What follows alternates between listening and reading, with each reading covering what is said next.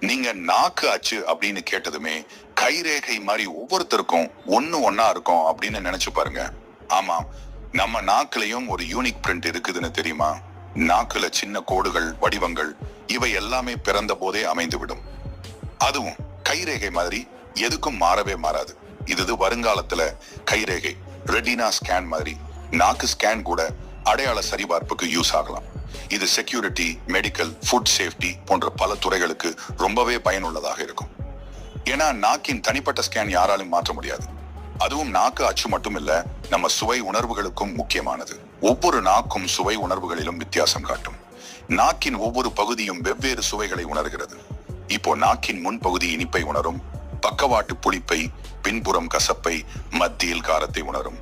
இது போல இன்னும் மைண்ட் ப்ளோயிங் ஃபேக்ட்ஸ் தெரிஞ்சுக்க இது நம்ம இன்ஃபோ சேனலை சப்ஸ்கிரைப் பண்ணிடுங்க. அடுத்த வீடியோல சந்திக்கலாம்.